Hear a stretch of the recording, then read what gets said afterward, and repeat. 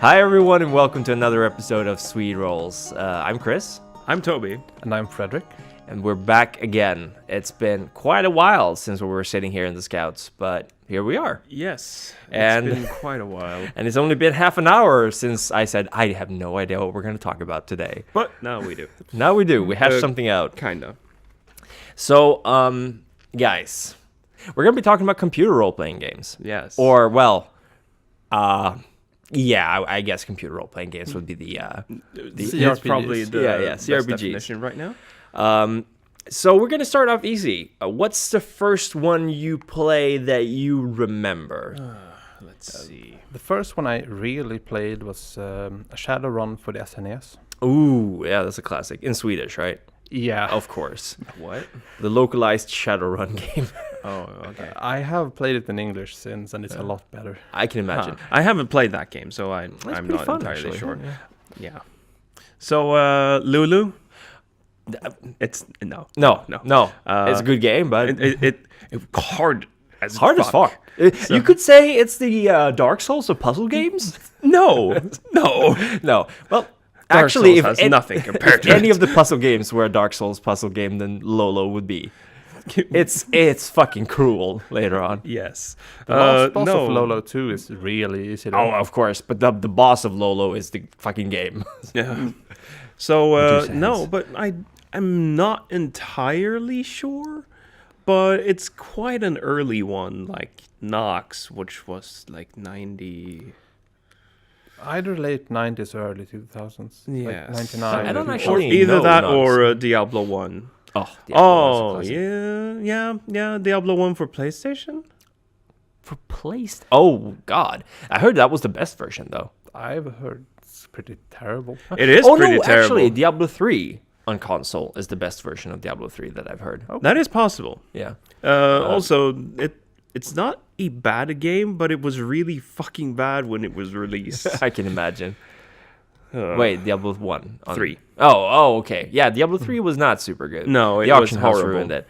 But we're getting ahead of ourselves. Yes. Let me think. I had a friend check. who had literally every game ever on CDs because his dad worked at a company where someone was a pirate. And there was a lot of games. So my early memories are a little bit vague, but I would say that the earliest role-playing game I play, it might actually be Arena. Don't think I understood it at all. I think I played Shadowrun as well. But the one that I got that was my earliest role-playing game ever was Chrono Trigger. I'd read a review of it, and I thought it looked cool. And I was in 4th grade, I think. So it was a little hard to understand the overarching. I played it recently, and I was amazed at how incredibly easy the game is if you actually know how to play it and you don't brute force it like I was doing. Okay. Yeah, Diablo 1 is probably the first That was RPG. Was 97 for PC. Let me think. 97. I think I played Diablo around this. Actually, a little bit after Chrono Trigger or before, because that was around the Warcraft 2 era. I was hanging a lot with our friend Lars, and he had Warcraft 2, and he also had Diablo, so I borrowed Diablo from him.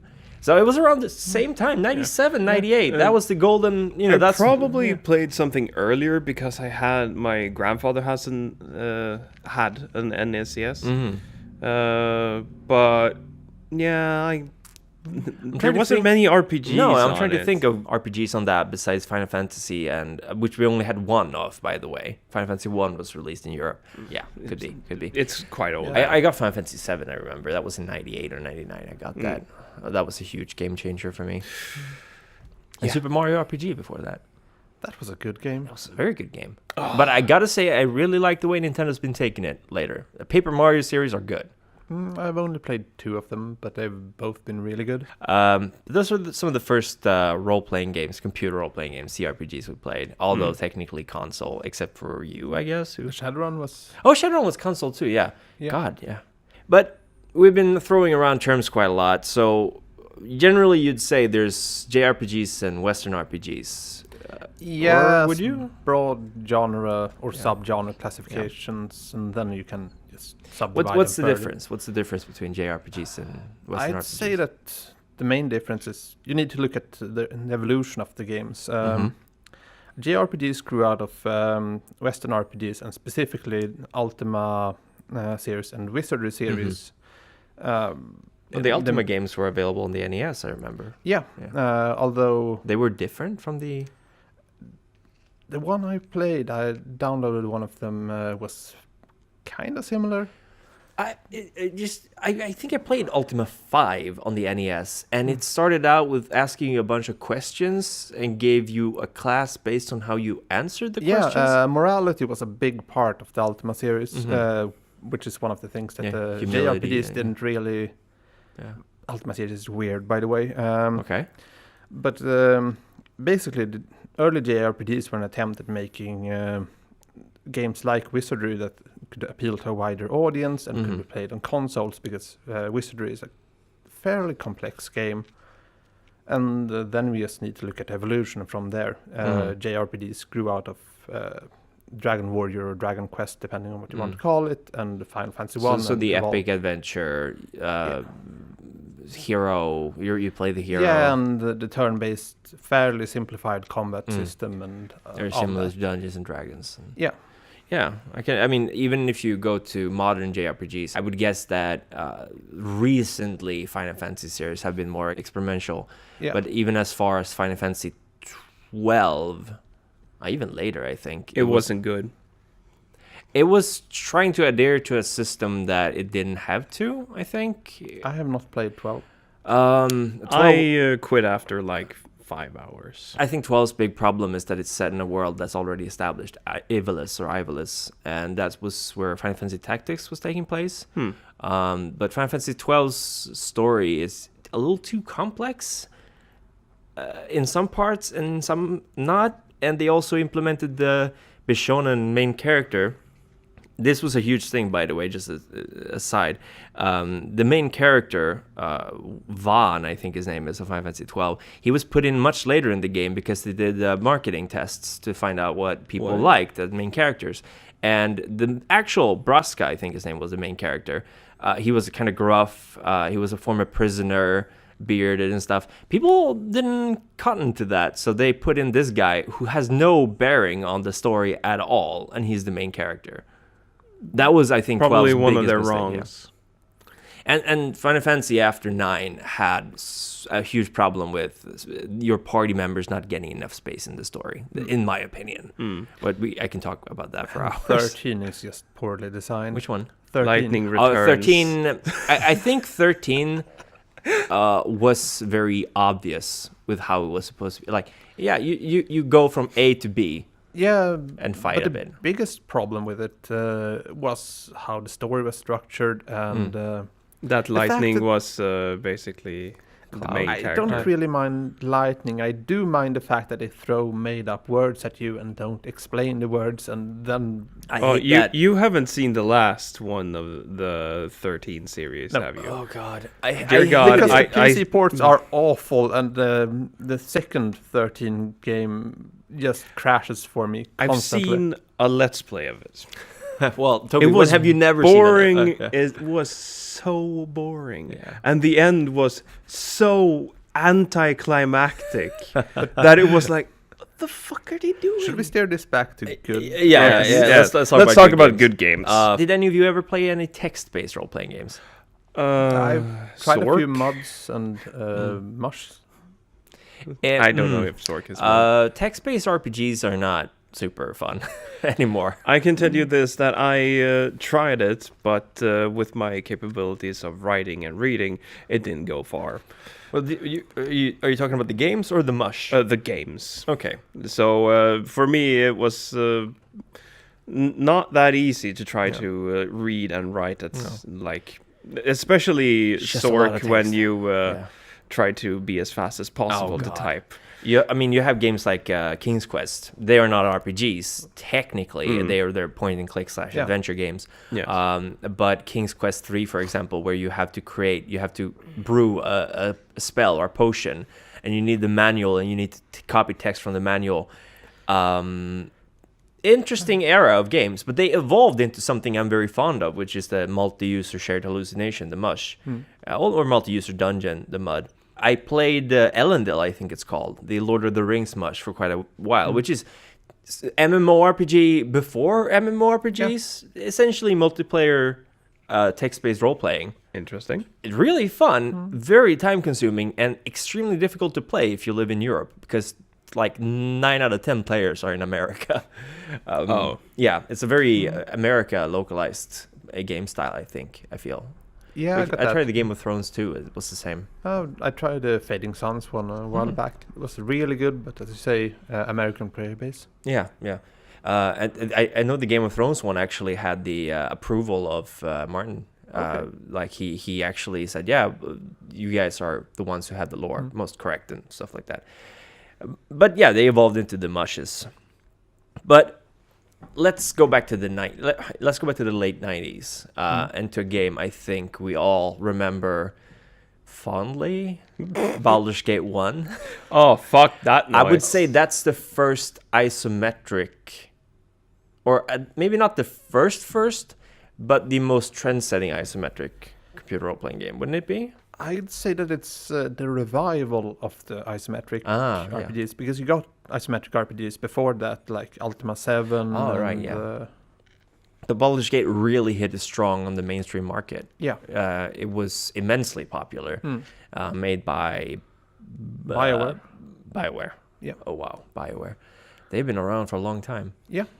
And I think Baldur's Gate 1, hand on my heart here, never finished it. I've beaten it. I think all the other games using that engine are better, but it's a good start. Yeah. I haven't beaten a single one because there's too much reading and I got bored. Understandably. It is a hell of a lot of reading in that game. Baldur's Gate 1 is also very poorly balanced, because if you play a mage, the difficulty curve is inversed. Yeah, exactly. It's hard extremely hard in the beginning, and then just you kill everything with spells. It's interesting though. They released a revised version of Baldur's Gate 1 where you can play the story difficulty, which means you kill everything with one hit. I am trying to work my way through the plot, but it is so boring. It is such a boring game. I'm sorry, the pacing is terrible and the writing is not super good. And you can tell that they weren't very experienced when they made that game, and we're gonna make a lot of people really upset by saying that. No, I think everyone says Baldur's Gate 2 is extremely good. Yeah. But that's probably because they have now the experience from the previous game. Absolutely. And one day I will play Baldur's Gate 2. I'm not saying that Baldur's Gate 1 is a bad game. That's like saying that Tetris is a bad game. It was groundbreaking in many ways. But for me, I tried it once with the mods where you have dialogue with your followers. Caught me a little bit more, but once I got to Baldur's Gate, the city, I was overwhelmed. I had no idea what I was supposed to be doing. I generally don't like city sections in RPGs when they just throw a massive amount of quests at you in the city and expect you to stay in the city for a long time. Yeah. The games just slow down. There's only one game that did that well. Because it's always in a city with some exceptions. There's more than one game, but you're thinking of Planescape, I'm thinking of Planescape Torment, which is a very late addition to that generation of games, I would say, right? Oh, it's before Baldur's Gate 2. Oh, is it? Yeah. God, I really don't know my history here. Well, Baldur's Gate 1 was around 98. Yeah, I'd say so. And 2000 then, maybe? For 99, 2000, we got Icewind Dale and Planescape. Icewind Dale was the one that I played the most of. But that's no surprise. It was Black Isle who made it, right? Yeah. Yeah, Black Isle always had better writing, in my opinion. Yes. The good part about Planescape is that it's not about your generic fantasy adventure. It's about a philosophical quest of finding out about yourself with the good writing. Yeah. What? The first game like that is probably Ultima 4, by the way. Oh, okay. Where the guy behind it, Richard Garriott, got criticized because all his games were just about killing stuff and getting powerful that way. So he made a game about becoming a very good person. Ultima 4, 85. So all you do is during the earlier part of the game is trying to build up basically your, let's call it karma, but it's a lot of different meters that run behind the scenes, like donate money to the poor, don't cut people back, cut people in the back when they flee from you, because that's dishonorable. Yeah. I remember struggling with the Ultima games when I played them on ROMs because I just couldn't understand the mechanics. And the NES, I guess, were simplified versions of the PC versions. I've heard that the Ultima 4 version was pretty accurate. Okay, because it did have these virtues, and they had humility and courage, sacrifice, and valor, spirituality. I don't remember all of them. It was hard to play. Yeah. I didn't have the manual. Maybe the manual would explain things to me, but I was also in 5th grade, so that might explain some of it. Ultima 5, by the way, had some really good writing. Highly recommend that game. It's a bit clunky by today's standards, but I think I should go back and try them. Yeah. Now that I'm actually competent at language. It's more or less taking all your virtues and taking them to logical extreme. You have a ruler who thinks that, well, you should sacrifice your income to the poor. So now it's a law. You have to sacrifice part of your income, and then he works with it. And you're supposed to be the avatar of virtue, the person who invented these virtues, and he doesn't get why you're not agreeing with him, because he's following your ideal. Interesting. Then I can definitely see Planescape being sort of a spiritual successor to those kind of games, because Planescape, we've done podcasts about Planescape, so check those out. But Planescape is all about choice and philosophy, where you you have the extremes in the different factions. Yeah. Planescape is a better game, by the way. Oh, well, I would assume because there's 15 years between. Yeah. But around that same time, you also got games like Arcanum, which Troika, you said, made those, right? Troika, who also made Vampire Masquerade Bloodlines and Temple of Elemental Evil. Vampire the Masquerade and Bloodlines. Very good game. It is a good game if it's not buggy. Yeah. Well, to be fair, they were very rushed. Yeah. Into doing it. It was released before Half-Life 2, but it was using the Half-Life 2 engine, which was so weird. They, I don't really know why they tried to be so quick about it. They were forced to by contract. Yeah. They had to release it at around the same time as Half-Life 2. Yeah. Isn't that a bad idea? Yes. To release it around roughly around the same time as another big title, EA, releasing fucking what is it now, Titanfall and or Battlefield 1 within a month of each other. All bad decisions, you know. If the gaming industry got money for it, they would be richer. Bloodlines and Half-Life 2 don't really compete for the same audience, at least. No, but let's just assume that most people will be playing Half-Life 2 compared to Vampire the Masquerade. Well, that's the way. I think it got released maybe 2 weeks or 3 weeks before Half-Life 2. I remember that period very clearly because I was at the upper secondary gymnasium at that time, and that was all we were talking about. The eyes of Vampire the Masquerade Bloodlines was, I think, a huge topic of discussion because for the first time you had, well, they suck by today's standard, but they were actually extremely well done. They had like reflection in them and stuff like that. And also, that's around the time when I was very much into role-playing Vampire the Masquerade. It's a good time. It just came naturally, even though I got stuck in the game and couldn't go any further, or some other bug happened. Oh god, I had to actually cheat to finish the game, and I think I broke it because the cave with the Inquisition, it just crashed. That was a known bug. Yeah. So the worst part is if you hacked your way past that, you missed a bunch of dialogue, and you found yourself standing outside the LaCroix Tower with a bunch of rocks on the ground. I was like, what? And then you had to finish the game. But we're getting a bit off topic. Arcana was interesting because what was the slogan for it at a time of Steam and a Steamwork and Magic Obscura. It was so weird, and I think so out of time. Yeah. Because it wasn't very successful, was it? No, successful enough to carry the company, but not. Because if it was released today, I mean, with today's standard, it would have sold like fucking hotcakes. Yeah. It was steampunk before steampunk was mainstream, I think. Well, mainstream, Steampunk. It's always something that's in people's hearts. Yeah, definitely. It's always gonna be popular. I think the coolest aspect of Arcanum was the crafting.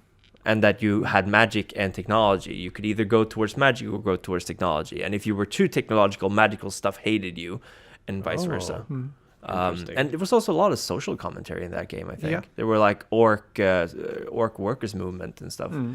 I should go back and play that now that I'm actually not a 12-year-old kid. Oh, it's Yeah. good. Yeah. But buggy. And the mines are really hard unless you're a mage. I think one of the biggest problems of games that time was they were really hard. Like with the time before quick saves. Well, it was hard, but not for the right reasons. It was hard because they didn't have time to balance it properly. The fucking wolves in the beginning, man. Yeah. God, you had to rest between every wolf. I can imagine how the party got looked at from the perspective of other groups. They're like, what the fuck? That's just a bunch of narcoleptics. They're like, oh god, we have to rest. Another encounter. Oh god. And speaking of resting, one of the worst mechanics ever in a game like that is having a deadline. Oh. For example, Fallout 1. Oh right. Yeah. Didn't the second one also have that? Yeah, they both had. Yeah. Sort of. Fallout 2's wasn't as bad as Fallout 1. But it made sense in the story to have it. Because that was released around 97, Fallout 1, 98. Yeah, 97 or 98. It was on the Windows 95, I remember that. Yeah. Good old 95. It was stable. Mm-hmm. But Fallout is interesting because, first of all, that was... who was it that made Fallout? It was Black Isle? Black Isle. Again, they're awesome. Fallout was supposed to be a role-playing game based on the GURPS system, right? Correct? Yeah. Oh, it was? Yeah, it was originally supposed to be GURPS. Okay, yeah, that but makes the sense. GURPS Steve Jackson games pulled out in the last minute, I think. Yeah, I don't know the exact story behind So it. I think they changed the cosmetics of it, really. Yeah. So interesting. We can talk about Fallout for a long time. We're gonna talk about Fallout in another podcast. This time. But Fallout was also kind of groundbreaking. It was very, it was a very different approach to isometric role. It was a lot more interaction with the environment for one. Yeah. Which was something I didn't discover until much later, that you could use computers, for example. What? Yeah. I think I didn't notice that until the very end when you were infiltrating the military base. And I was like, how am I supposed to go through this door? Out loud. Okay, fine then. Yeah, okay, sure. God. Manuals, man. A lot of people really like the two Fallout games. I'm one of them. I think they're some of the best role-playing games ever made. I almost agree. They're clunky by today's standards. They are. Yes. But I think nostalgia more than makes up for it. It would be better if they just don't change anything. Just fix like The bugs. an enhanced edition of Fallout 1 and 2. They're probably coming. Well, the setting is very well thought out. Yes, but I would like some better graphics, possibly. I would some like... shading? No, not like pixels everywhere. Like the new games where they just put a big fat black outline around the characters. Oh, God. It's a Planescape fixed edition, higher resolution. Yeah. Anyway. I don't think the system is very good by today's standards in Fallout, but I like the setting, and I can play old games with great settings and stories, even though they're clunky. I agree. Fallout's system, I think all the old cRPG systems were kind of clunky, kind of hard to work with, especially difficult for young people.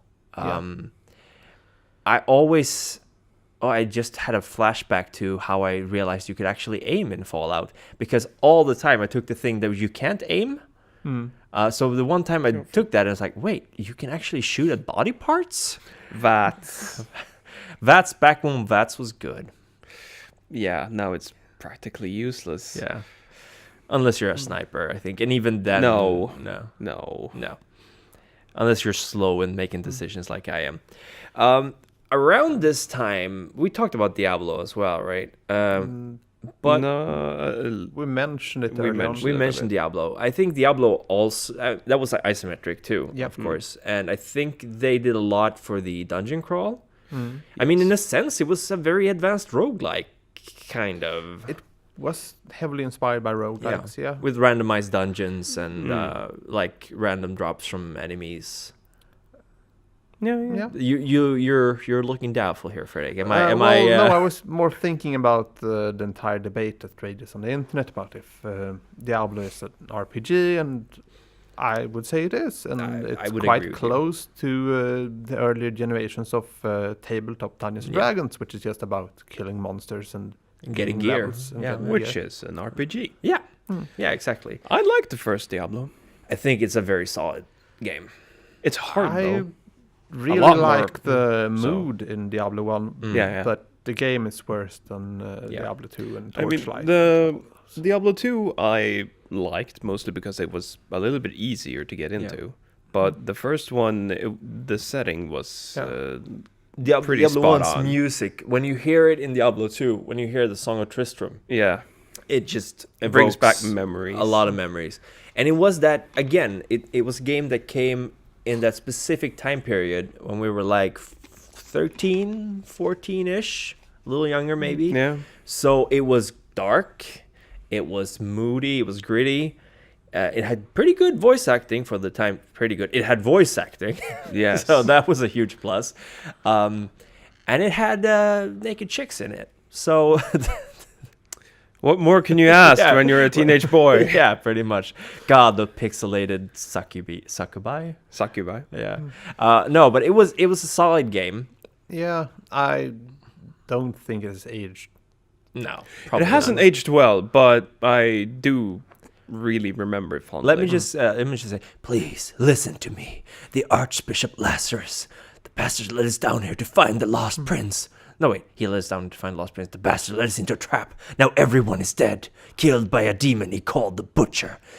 Find this Butcher and slay him, so that our souls may finally rest. Your death will be avenged. That's the first quest you get in the game. It is the first quest, and it really brings in the mood. I'm like, holy crap, Yeah, what the hell you happened find here? a Who's the dying guy. Butcher? Who's Lazarus? Yeah, and then you meet the Butcher. Yes. You're like, oh fuck. And then it took so many attempts to try to kill him. Oh god, yeah. But after a while, it was like, oh, you can just cheat that. You can just You have can him just get find stuck the in worst bow in the Yeah. history of the game and just shut a door on him, Yeah. shoot him through some metal Great. bars. And Well, then I mean, it's and like, then- okay, this is gonna Yeah, take a while. and then King Leoric, where you basically had to grind your way through a shit ton of skeletons to get to him. Oh, good memories, good memories. But, But those bosses were hard. Oh yeah. have you tried playing the RPGs that came out just before Diablo and Fallout? Wasn't there a one where you played like a space marine, a red space marine that was similar to Diablo? Don't. You're thinking of Crusader No Remorse. Yeah, I that's think not an RPG. Oh, okay. Oh. But I mean more like the after SSI lost the rights to Dungeons and Dragons license, Uh-huh. so you get from about 93 to 97. You get a really awkward phase for RPGs when they're trying to make 3D RPGs, but the technology isn't there. God. And yeah, I've been just playing some older RPGs just Yeah. to get a feel for how they've evolved, and the ones around 1990, many of them are pretty good. Eye of the Beholder is great, but then you get this when they're trying to go more or less full 3D, and it doesn't work, and everything is just clunky and Dungeons. You know what game works in 3D? What? Final Fantasy 7. It's a good game. Yeah. And I think Final Fantasy. But that's not also all 3D. No. It's got pre-rendered background and stuff like Yes. that. I think Square Enix just my idea why it worked so well with 3D is because they realized the limitations of 3D and decided to not go for realistic in the character models, which was a good decision because the polygon amount you had at that time was so low that any attempt to make realistic looking models just looked like shit. Yes. I still think the overworld models are hideous in Final Fantasy VII. No, the ones. Oh, yeah, the the building hands. blocks. I think they have a charm to them. I think they're charming. But again, I think. I mean, then you have Final Fantasy VIII, which had very realistic proportions. It was a huge leap in graphical quality. It really was. I was remember insane. playing that game. It was the same console even. That was so weird. Yes, it was. But that's as it's always been with consoles. Yeah. If like we're looking back at it, The hardware. from Final Fantasy VII to Final Fantasy VIII, the difference in the quality is quite large. Yeah. It's the same And hardware, just then more the optimized, same is for Final Fantasy VIII to Final Fantasy IX. Oh god, 9 was so But good. it's exactly the same as now, because when the console is released, you have a certain game, and then now look at some few years afterwards, we have games that look fucking amazing. Yeah. And we all test the different limitations of the Yeah. machine. But back then, Final Fantasy VIII was really good for its time, but the system was not super fun or No. engaging, and the story. It looked I decent. liked the setting in Final Fantasy VIII. I hate the draw system. I played the card game. Oh, Triple Triad? Yeah. That's still around. Uh, Final Fantasy 14. It's a good Wait, it's 14 has Triple Triad. oh in it. right. Wait, don't you have to 14 get? has multiplayer tournaments, where you can win exclusive cards and stuff. As Right, you have to build your own deck. Yes, and you have a limitation. You can't use as good cards as possible. You have a certain amount of points you can use for your decks. And there's special different rules for need playing. To start doing that again. I knew there was a way to hook you in that game again. Card games. Yeah, but Triple Triad is such a good system that it's still around. That speaks Yes. volumes for how well designed it was. Same with Witcher. Yeah. Oh God, Witcher. It has Gwent. Yeah, I heard Gwent's is good. It became its own game outside of The Witcher, which that's is cool. probably an indication of people really like it. Yeah, that's cool. And they also printed physical cards for Yes. Gwent. Yeah.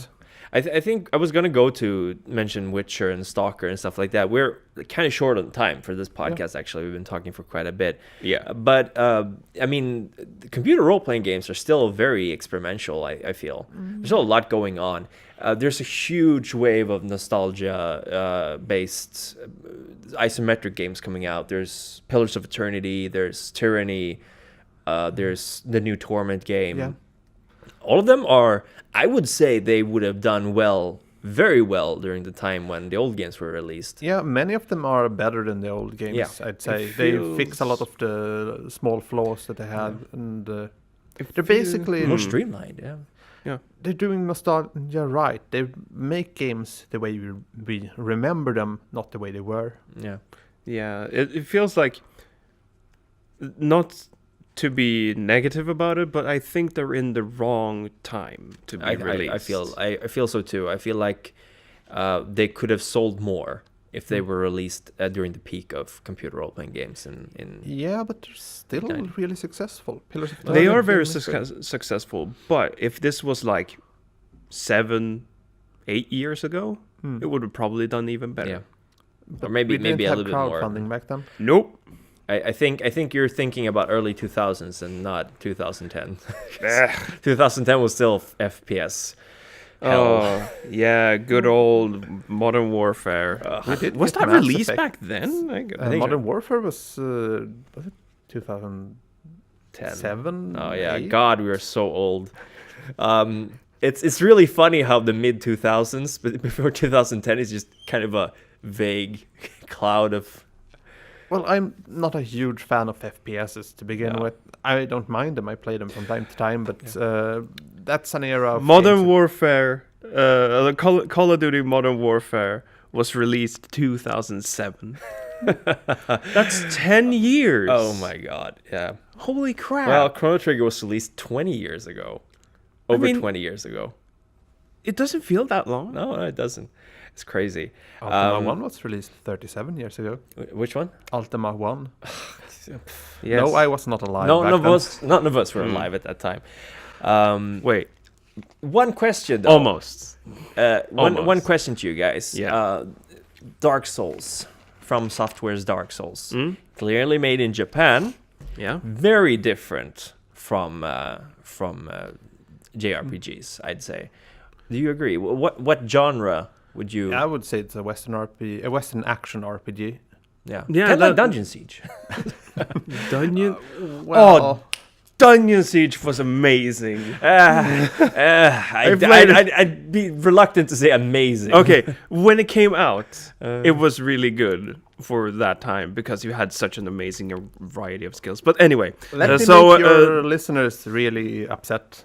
Dungeon Siege 3 is the best Dungeon Siege game. Oh, he went there. I didn't think so. I actually think it's better, but that's because the writing is better. I didn't play any of the Dungeon But Siege I also games. learned all the cheat codes for Dungeon Siege 1. Wasn't Dungeon Siege the series that Uwe Boll made a movie based on? Yes. Was it any good?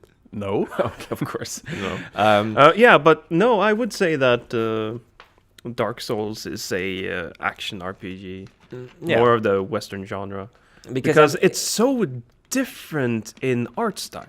Very different. Very different from them. It's funny because if you look at the West doing JRPGs, you can always tell that it's not Japanese. And I think, and if you look at JRPGs doing, Western role-playing games developed in Japan, they have this weird feeling to them. I don't know if it's just because the games that became popular were just so strange. Because honestly, Dark Souls is a really strange game. Yeah. It is very different. Well, we have started from, seeing Western-made Japanese role-playing games. That sounds weird, but if you consider JRPGs a genre rather than it's definitely more of a genre. Right? Yeah. We have started seeing Western ones that emulate the PS1 style of JRPGs. There's one game that's coming called oh shit, I have to look it up. I'll Okay. It's called let me just check. But I think Dark Souls is so strange because when I first saw it, I was like, how old is this game? It must be like 1 million years old, because it felt like one of those kind of undiscovered weird games from the mid 2000s. But it was released in 2011, I think. Yeah, I would say that you could probably see that depending on the graphics. Yeah, but it still felt But still, so it strange. was actually the PS3 had been released for quite some time by the time that game came out. It feels so out of loop with everything else, and I think a huge problem that Dark Souls has is that it's so inaccessible to new players. It's harsh. The thing is, if you don't have a guide, there's so much stuff that you have to. It's trial and error. Oh, in the believe game. me, because me and my brother bought this together. Yeah. And we bought the collector's edition. We had a manual. I started reading this, and I'm like, "What the shit? There's so much in this." Like it had a manual, or rather, it has a guide in it. So we got a physical book and looked through it, and I'm like, "How are you able to figure this out Without the guide? Yeah. Yes. Yeah. Because you had in the game when you first started, Yeah. you have no idea what your stats does. No, exactly. There's no indication of what stat does what. I know. It's just symbols giving you different things. You can actually find small explanations in the game if you press select and you hover in the, but it's still but it doesn't tell you no, to do no. that. And one of the stats, I think it's resilience, is completely useless, which you have no idea of knowing without like putting a lot of points into it and realizing it sucks. Yes. The game I was thinking about is Indivisible, which is created by the guys who made Skullgirls. And Indivisible is, I think, it's based on a system like Valkyrie Profile, I think it was called, where essentially it's a Metroidvania kind of exploration role-playing game where fights are played. They're similar to JRPGs, but they're very fast-paced. It's kind of weird and interesting because you have multiple characters with you that are in you. So when you fight, you can pick out like these aspects you've absorbed, and they have different fighting styles. So it's like kind of like Secret of Mana, I guess, in the fighting style. Similar, kind of, but it's a side-scroller. But that's being developed in the West.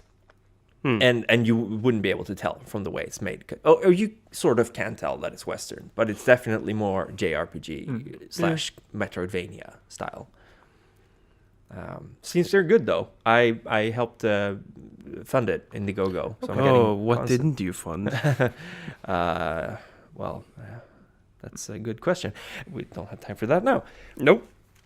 I think we've gotten really way past our deadline. So As usual. we have talked very little about a certain company's contribution to the RPG market. Yeah. We'll talk a little bit more about Bethesda in the next episode and our thoughts and considerations about the Morrowind and the not Morrowind, Elder Scrolls series and the Fallout series. Yeah. See you guys then. Bye. Goodbye. Oh, did you turn it off? No. Good, because keep rolling. What? Oh, keep rolling. Keep rolling.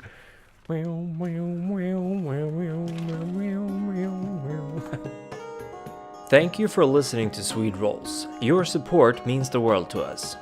The music you heard playing at the start and the end of this episode is Fireside Tales by Darren Curtis.